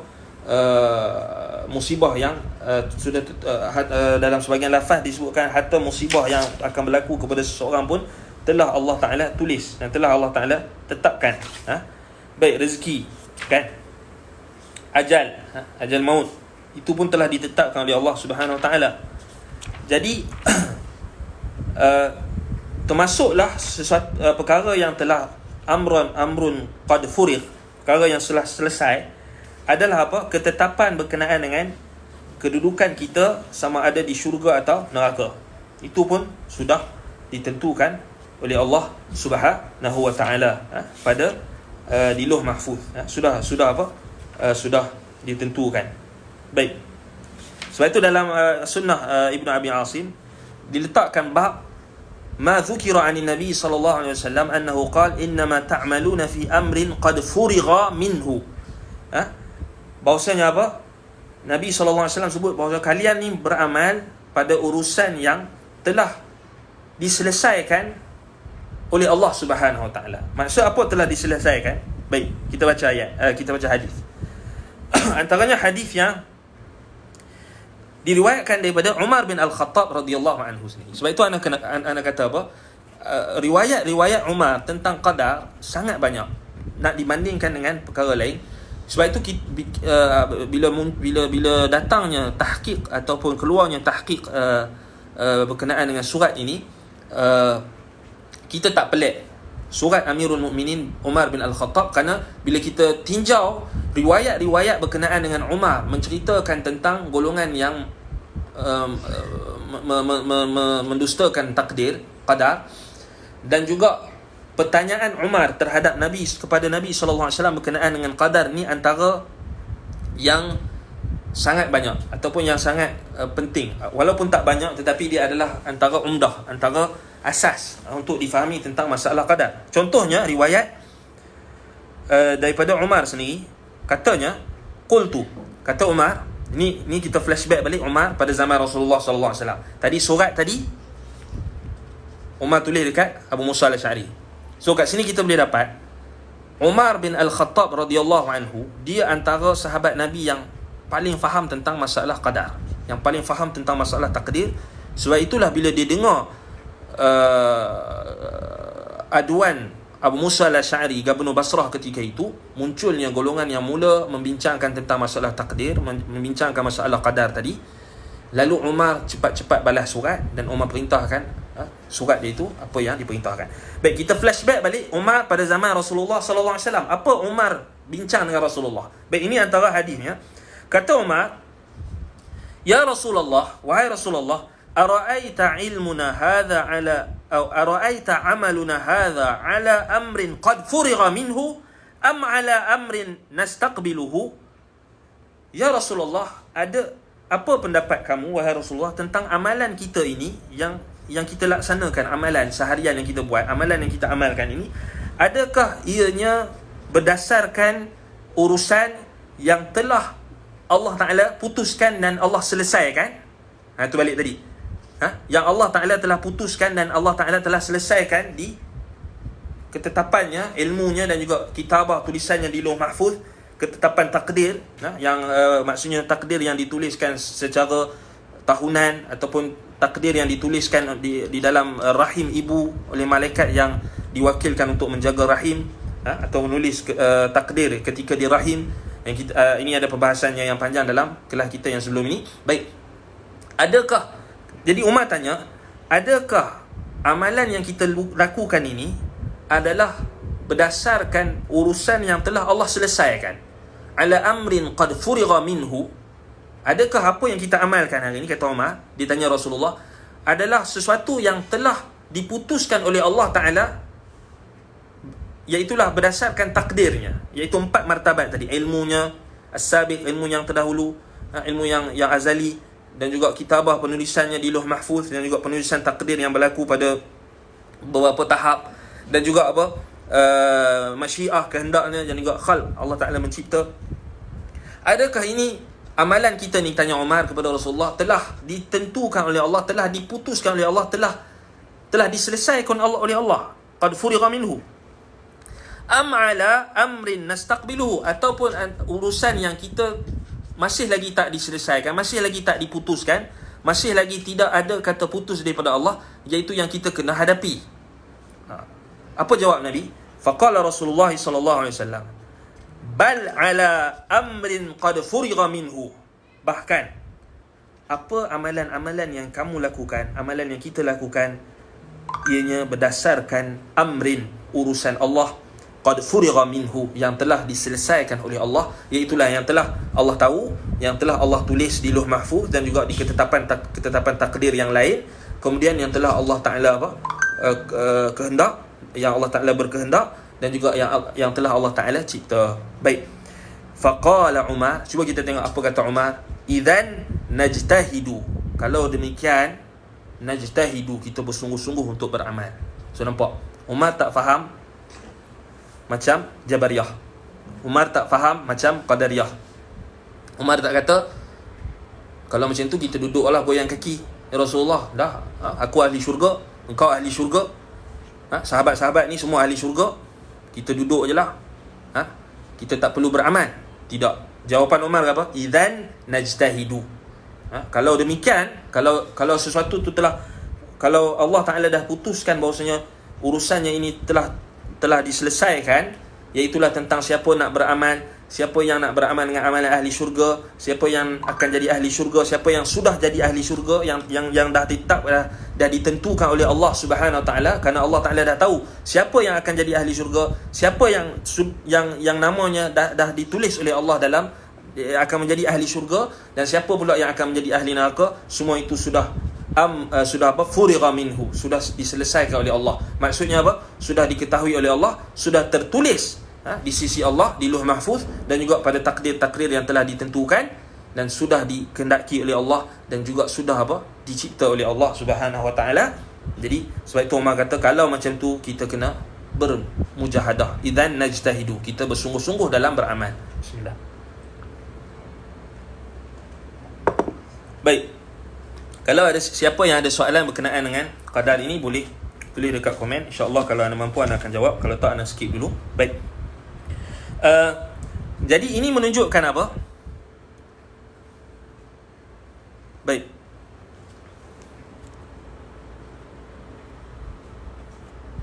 Kiki dah masuk waktu apa?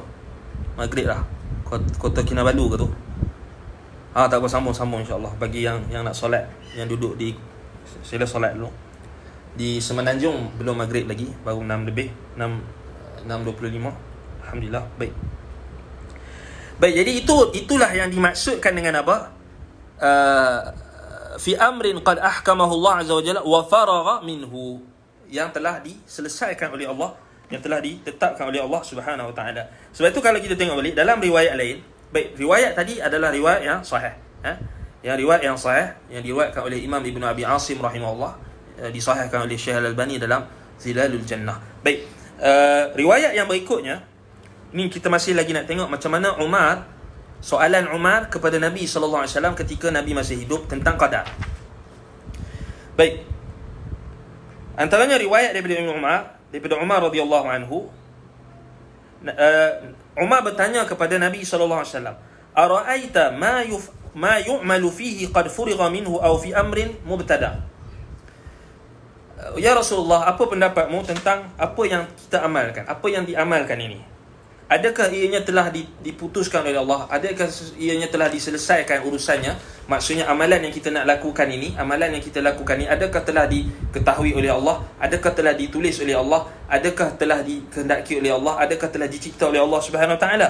Ataupun ianya adalah urusan yang baru kita buat? Qala, kemudian Nabi SAW bersabda, fima qad furigha minhu, apa yang kita amalkan ini adalah sesuatu yang telah Allah Subhanahu Wa Taala selesaikan urusannya, iaitulah berkenaan dengan ilmunya, pengetahuannya tentang kita akan beramal, apa amalan kita, adakah amalan yang ahli syurga atau amalan yang neraka, semuanya telah ditentukan oleh Allah Subhanahu Wa Taala. Baik, kemudian kata Umar, tengok Umar tanya, afala nattakil, adakah kita kena berserah, adakah kita kena ittikal, kita kena duduk saja tak perlu beramal, macam Jabriyah lah kan, duduk saja tunggu masuk syurga je, goyang kaki. Kan Umar tanya, afala nattakil, adakah kita kena berserah diri, kita kena tawakul, bukan tawakul, menyerahkan diri kepada takdir semata-mata. Nabi kata apa? I'mal ya ibn al-Khattab, beramallah wahai ibn al-Khattab, fa kullun muyassirun, setiap daripada kalangan kamu akan dipermudahkan. Amma man kana min ahli as-sa'adah ya'malu lis-sa'adah, adapun orang yang telah ditentukan oleh Allah untuk menjadi orang yang bahagia, iaitulah ahli syurga, maka dia akan dipermudahkan oleh Allah untuk beramal dengan amalan ahli sa'adah, ahli bahagia, orang bahagia, iaitulah ahli syurga. Wa man kana min ahli syiqa atau ahli syaqa ya'malu lis-syaqa, barang siapa yang dia di kalangan ahli neraka yang celaka, maka dia akan dipermudahkan oleh Allah untuk beramal dengan amalan ahli neraka yang celaka. Subhanallah. Baik, jadi hadis ini juga adalah hadis yang sahih, daripada Umar bin Al-Khattab radhiyallahu anhu. Baik, dalam riwayat lain Umar tanya juga, semua riwayat ini adalah datang daripada Umar bin Al-Khattab radhiyallahu anhu. Maksudnya tidaklah jauh kalau kita katakan Umar bin Al-Khattab radhiyallahu anhu adalah sahabat Nabi yang paling mengetahui tentang qadar selepas Abu Bakar lah. Dan paling banyak riwayat yang diriwayatkan daripada Umar tentang masalah qadar, iaitulah persoalan-persoalan Umar kepada Nabi SAW berkenaan dengan qadar, berkenaan dengan takdir. Baik, kita tengok riwayat yang lain. Umar tanya lagi, ya Rasulullah, an'amalu fi amrin na'tanifuhu am fi amrin qad furigha minhu, adakah kita ni beramal dengan amalan yang Allah masih lagi tak tahu kita nak beramal ni? Nampak? Umar tanya. Yang tak tahu tadi tu, siapa yang kata tak tahu tadi? Qadariyah lah. Qadariyah yang kata amrun innal amra unuf. So Umar dah tanya, adakah kita beramal ni Allah tak tahu kita nak amal apa? Allah tak tahu kita nak beramal dengan amalan ahli syurga ke atau amalan ahli neraka? Adakah Allah Ta'ala tak tahu? Bismillahirrahmanirrahim. Adakah Allah tak tahu, melainkan kita beramal dulu baru Allah Ta'ala tahu? Umar tanya. Ataupun sesuatu kita beramal ni pada sesuatu yang berdasarkan takdir, iaitulah ilmu Allah, kitabah, ketetapan, tulisan Allah, dan juga kehendak Allah, dan juga khalq, penciptaan Allah. Qad furigha minhu. Qala, kata Nabi SAW, bal fi amrin qad furigha minhu, bahkan dasar apa yang kamu amalkan ini sebenarnya sudah diputuskan oleh Allah. Maksudnya kita sekarang ni, semua kita yang duduk mengaji risalah qadar ni, beriman dengan qadar ni, Ini soalan praktikal. Praktikal 4 martabat tadi. Allah tahu tak di sisi ilmu Allah yang ilmu as-sabiq, ilmu yang azali, adakah Allah Ta'ala tahu kita semua akan belajar surat Umar ni? Jawapannya ya, Allah dah tahu. Kitabah, Allah Ta'ala dah tulis ke bahawasanya pada saat ini, pada jam 6.30 kita masih lagi duduk di hadapan phone masing-masing ataupun laptop masing-masing mendengar surat Umar bin Al-Khattab radhiyallahu anhu. Allah Ta'ala dah tulis di Lauh Mahfuz. Sudah qad amrun qad furiq, telah selesai. Allah Ta'ala dah tulis. Kemudian al-masyiah, adakah Allah berkehendak? Ya, Allah berkehendak. Sebab itulah dengan kehendak Allah, dengan izin Allah, dengan kehendak Allah, kita mampu untuk duduk di hadapan telefon masing-masing, di hadapan laptop masing-masing untuk mendengar surat Umar. So telah dikehendaki oleh Allah. Kemudian khalq, adakah apa yang kita buat ni penciptaan Allah? Ya, ini adalah apa yang Allah cipta. Wallahu khalaqakum wa ma ta'malun. Allah mencipta kalian dan apa yang kalian lakukan, apa yang kalian amalkan. So nampak, empat perkara ni ada dalam empat martabat dalam beriman dengan takdir ini. Sebenarnya simple untuk kita faham. Kiaskan dengan apa sahaja yang berlaku, maksudnya kita kiaskan dengan 4, atau kita jadikan neracanya adalah 4 martabat dalam beriman dengan qadar, kita akan dapat jawapan. Sebagaimana Umar tanya dekat Rasulullah SAW. Kemudian Umar tanya lagi, fa fimal amal? Kalau macam tu ya Rasulullah, kenapa kita masih kena beramal?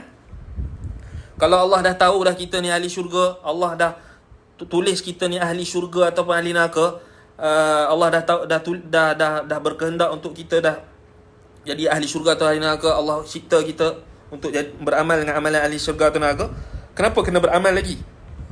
Kenapa kena beramal? Fa fimal amal? Apa jawab Nabi SAW? Nabi kata, ya Umar, kalla la yudraku illa bi'amalin. Tengok kata Nabi, ya Umar, wahai Umar, kalla, sesekali tidak, la yudraku illa bi'amalin, tidak mungkin dicapai syurga itu melainkan dengan amal, melainkan dengan amalan. Maksudnya kita tak boleh duduk saja, kita kena beramal, minta Allah Ta'ala taufiq supaya mempermudahkan kita untuk beramal dengan amalan ahli syurga. Baik, itu antara riwayat daripada Umar radhiyallahu anhu. Sebab itu kalau tengok riwayat pasal qadar ni, kebanyakannya adalah daripada Umar radhiyallahu anhu. Dan begitulah juga sebab itu kenapa kita dengan jazam, kita dengan pasti kita mengatakan surat ini adalah sahih daripada Umar radhiyallahu anhu, tanpa ada keraguan sedikit pun bahawasanya surat ini adalah datang daripada Umar. Kerana lafaz, cuba tengok perkataan Umar tadi adalah sama seperti apa yang ditanyakan kepada Nabi SAW, dan Nabi SAW menjawab soalan-persoalan Umar radhiyallahu anhu. Baik, kemudian kita tengok sambungan surat ini. Baik, kata Umar lagi, wa'lam anna awwala ma khalaqa Allah tabaraka wa ta'ala al-qalama faqala lahu ijri fajara al-qalamu bima kana wa ma huwa kainun ila yaumil qiyamah qad faragha Allah azza wa jalla min as-sa'adati wasyaqa'i ala ibadihi. Ketahuilah, ketika Allah azza wa jalla, Allah tabaraka wa ta'ala mula-mula mencipta al-qalam, pena, maka dia berkata kepada pena, al-qalam makhluk Allah Subhanahu wa taala, pena. Antaranya dalam surah Al-Qalam, dalam surah Al-Qalam ataupun Nun wal qalami wa ma yasturun, kita boleh lihat tafsiran ulama-ulama salaf berkenaan dengan Al-Qalam. Antaranya adalah bahawasanya Al-Qalam ni adalah pena yang dicipta oleh Allah Subhanahu wa taala, dan ada sebahagian ulama yang mengatakan ianya adalah makhluk yang pertama diciptakan berdasarkan hadis ini. Ada juga yang mengatakan qalam ataupun pena ini bukan makhluk yang pertama diciptakan, tetapi yang dimaksudkan dalam hadis ini, perkara pertama yang Allah Ta'ala perintahkan qalam untuk laksanakan ketika Allah mencipta dia, iaitulah apa? Uktub, tulislah. Dalam sebahagian riwayat kata uktub. dalam riwayat yang datang dari sini Ijri. Tulislah. Maka pena pun menulis. Fajara al-qalamu bima kana. Maka pena pun bergerak menulis segala-galanya. Bima kana, yang telah berlaku. Wama huwa kainun ila yaumil qiyamah, dan apa yang akan berlaku sehinggalah hari kiamat. Faqad faragha Allah azza wa jalla min as-sa'adah wasyaqa' ala ibadihi, dan Allah Taala telah pun selesai menetapkan kebahagiaan dan juga kecelakaan yang berlaku pada para hamba-Nya. So ini antara takdir, iaitulah antara yang kita dah sebut sebelum ini dalam hadis malaikat yang menulis takdir ketika kita masih lagi di dalam perut ibu kita, di rahim ibu kita. Maka malaikat dalam hadis Abdullah bin Mas'ud radhiyallahu anhu, bikatbi rizqihi wa ajalihi syaqiyun am sa'id, ditulis rezekinya, ajalnya, sama ada celaka ataupun bahagia. Semuanya dah ditulis oleh Allah Subhanahu Wa Taala. Dan tidak berlaku kontradik apa yang ditulis oleh malaikat ketika kita di rahim dengan apa yang telah tertulis di Lauh Mahfuz. Tidak ada kontradik. Maksudnya apa yang ditulis oleh malaikat di dalam rahim kita, ketetapan takdir kita ini, rezeki kita, ajal kita, mati kita, kita punya nasib kita, sama ada celaka atau bahagia, ahli neraka atau ahli syurga, dalam sebahagian riwayat musibah yang kita menimpa. Maksudnya kesemua itu tidak bercanggah sama sekali dengan ketetapan yang telah ditulis oleh Allah di Lauh Mahfuz, yang Allah Taala perintahkan supaya pena, yakni qalam, menulisnya ketika Allah Taala menciptanya. Baik. Sebab itu yang dimaksudkan dengan ilmu. So di sini Umar menjelaskan martabat yang pertama, iaitulah ilmu Allah wal kitabah. So tengok dia terangkum dalam dua perkara, iaitulah ilmu Allah dan kitabah. Ilmu dan juga kitabah, tulisan. Di sini adanya dua martabat. Baik, fanhahum 'anil khawdi fima kanu yakhuduna fihi min amrin qad faragha Allah 'azza wa jalla minhu. Baik. Kemudian kenapa kat sini kita ada soalan, kenapa Umar tak sentuh tentang masyiah dan juga khalq?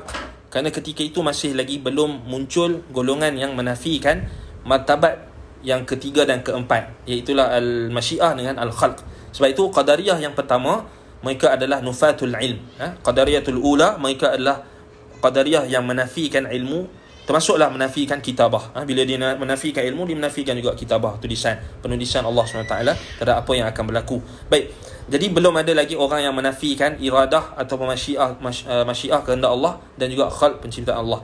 Baik, itu Qadariyah yang datang kemudian. So zaman Umar yang bibit-bibit yang muncul ketika itu adalah yang menafikan qadar. Yang zaman Abu Musa al-Asy'ari ini minta supaya Umar memberikan penjelasan. Baik.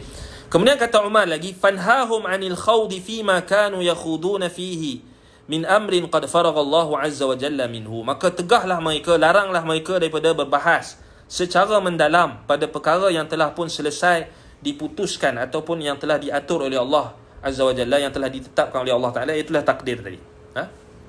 Baik, Umar larang, perintahkan Abu Musa al-Asy'ari supaya tegah dan larang orang ramai untuk berbahas tentang qadar ni dengan perbahasan yang mendalam, iaitulah yang sehingga menyebabkan mereka mempertikaikan keempat-empat ataupun dua martabat yang pertama tadi, ilmu Allah dan juga kitabah, ataupun keempat-empat perkara itu secara umum.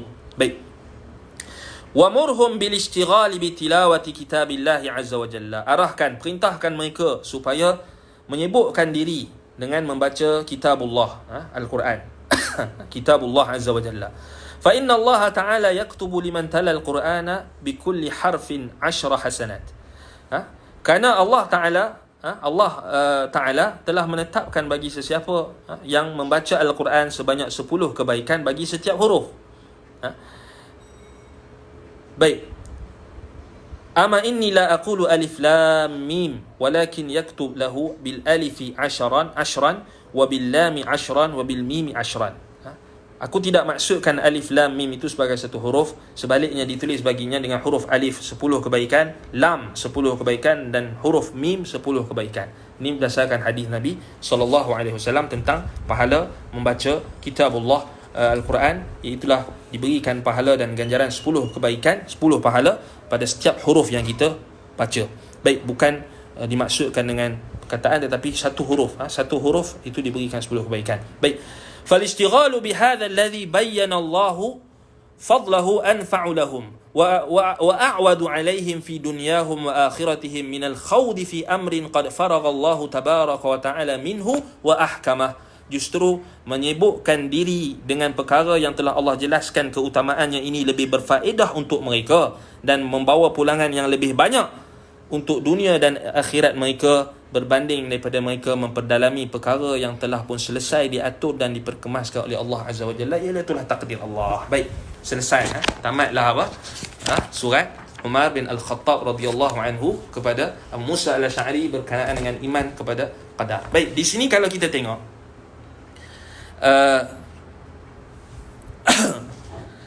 apa yang kita boleh simpulkan daripada surat Umar bin Al-Khattab radhiyallahu anhu ini, iaitulah penjelasan tentang qadar, penjelasan tentang ilmu Allah dan juga kitabah. Dan kenapa Umar membataskan penjelasan hanya pada ilmu dan kitabah? Kerana ketika itu golongan qadariyatul ula, nufatul ilm, Qadariyah yang awal muncul ketika itu adalah mereka yang mendustakan ilmu Allah. Yang mereka kata apa? Yang dalam Sahih Muslim, dalam Sahih Muslim Kitabul Iman, Ibnu Umar berhadapan dengan ataupun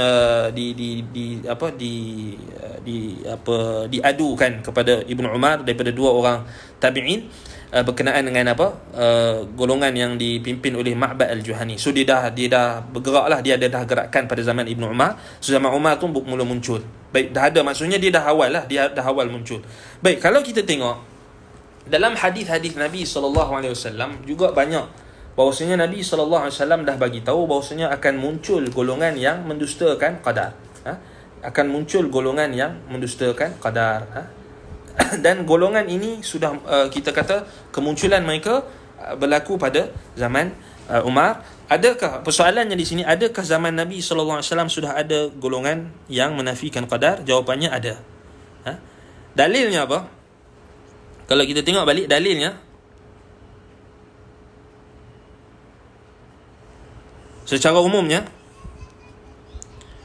antaranya dalil dalam riwayat At-Tirmidzi dalam Kitabul Qadar. Hadis Abu Hurairah radhiyallahu anhu. Jadi persoalannya di sini, adakah Qadariyah ni muncul, adakah ianya muncul pada zaman Umar? Maksudnya zaman Nabi tak ada, ataupun muncul pada zaman Ibnu Umar? Zaman Umar tu hanya bibit-bibit. Jawapannya zaman Umar dah muncul, buktinya surat yang kita bacakan tadi. Kemudian adakah zaman Nabi belum ada kelompok yang menafikan qadar? Jawapannya sudah ada kelompok yang menafikan qadar, iaitulah golongan musyrikin. Golongan musyrikin, mereka kalau kita tengok balik dalam riwayat Abu Hurairah, dalam riwayat At-Tirmidzi, kata Abu Hurairah radhiyallahu anhu, jaa musyriku Quraisy ila Rasulillah sallallahu alaihi wasallam yukhasimuna fil qadar فنزلت الآية يوم يسحبون في النار على وجوههم ذوقوا مس السقر إن كل شيء خلقناه بقدر. Baik, kata Abu Hurairah radhiyallahu anhu, datang kaum musyrikin Quraisy kepada Rasulullah sallallahu alaihi wasallam, mereka berdebat tentang qadar. Berdebat tentang qadar. Maksud berdebat tentang qadar ni, mereka berdebat dalam masalah ilmu Allah. Mereka menafikan maksudnya ilmu Allah. Maksudnya Allah mengetahui segala sesuatu dan amalan yang mereka nak lakukan dan sebagainya, mereka akan menjadi ahli neraka atau ditentukan menjadi ahli neraka atau ahli syurga. Lalu mereka berdebat dengan Nabi sallallahu alaihi wasallam, lalu turunlah ayat apa? Dalam surah Al-Qamar ayat 48 hingga 49, yauma yushabuna fin nari ala wujuhihim dhuqu massa saqar. Allah Ta'ala sebutkan pada hari yang wajah-wajah orang-orang musyrikin, orang-orang kafir ini, mereka akan apa? Mereka akan dibawa dan ditarik ke dalam neraka dengan wajah-wajah mereka itu maksudnya diseret, kemudian dimasukkan ke dalam neraka. Kemudian Allah kata dzuqu massa saqar, rasakanlah apa? Azab saqar. Inna kulla syai'in khalaqnahu biqadar. Sesungguhnya setiap sesuatu kami telah ciptakannya dengan qadar. Adanya ketetapan ilmu, kitabah dan juga apa? Al-masyiah dan khalq, 4 martabat tadi. So di sini menunjukkan kepada kita bahawasanya apa? Golongan yang mendustakan qadar ini sudah muncul sebenarnya awal lagi, iaitulah kaum musyrikin. Sebenarnya kalau kita tengok balik, yang mendustakan qadar ni dia sebenarnya ada dalam agama-agama menyeleweng yang terdahulu. Yahudi ada, Nasrani ada, Hindu ada. Maksudnya dia ada doktrin yang menafikan qadar, menafikan ilmu Allah, menafikan pengetahuan Allah Subhanahu Wa Taala. Ialah kerana mereka musyrikin, kerana mereka tidak beriman kepada Allah Subhanahu Wa Taala. Begitulah juga falsafah, ahli falsafah, mereka menafikan ilmu Allah al-azali, kitabah dan empat martabat qadar tadi.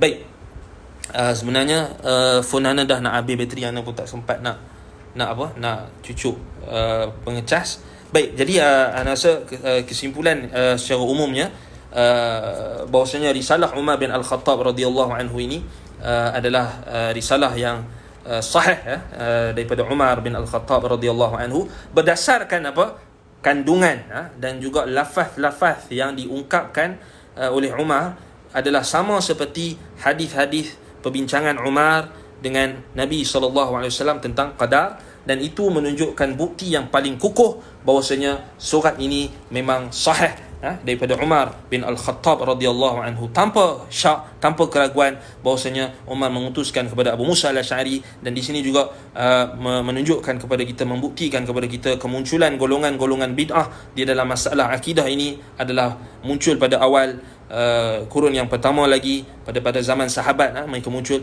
dan bibit-bibit kemunculan mereka itu sebenarnya sudah ada pada kaum musyrikin dan juga orang-orang munafik ataupun ahlul kitab di Madinah, dan orang-orang musyrikin di Mekah ketika period Makki, dakwah Nabi SAW di Mekah, sebagaimana datang dalam riwayat Tirmizi.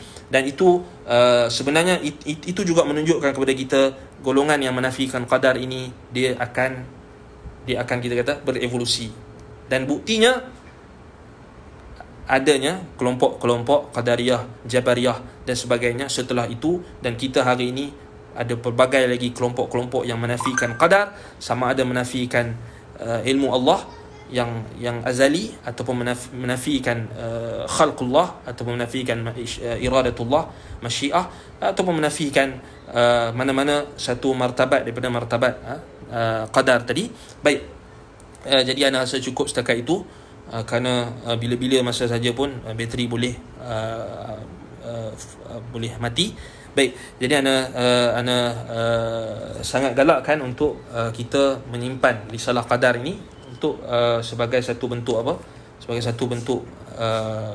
kita bacaan kita, walaupun ringkas tetapi dia memberikan faedah yang sangat unik dan juga faedah yang sangat banyak, iaitulah supaya kita melazimkan diri kita dengan Al-Quran dan juga As-Sunnah, supaya kita melazimkan diri kita ni dengan perkara-perkara yang telah diperintahkan oleh Nabi SAW, dan melarang kita daripada memperdalamkan perbahasan berkenaan dengan qadar ini tanpa ilmu. Itu yang sahih, tanpa ilmu. Kalau kita bahaskan tentang qadar, kalau kita bahaskan berdasarkan ilmu, iaitu dalam ruang lingkup Al-Quran dan juga As-Sunnah, itu tak menjadi masalah, tak menjadi masalah. Tetapi kalau kita bincangkan di luar daripada konteks ataupun di luar daripada batasan Al-Quran dan As-Sunnah, maka itulah yang termasuk dalam larangan Umar bin Al-Khattab radhiyallahu anhu tentang memperdalamkan perbahasan tentang qadar. Baik, jadi ana rasa cukup setakat itu. Aqulu qawli hadza wa astaghfirullah li wa lakum.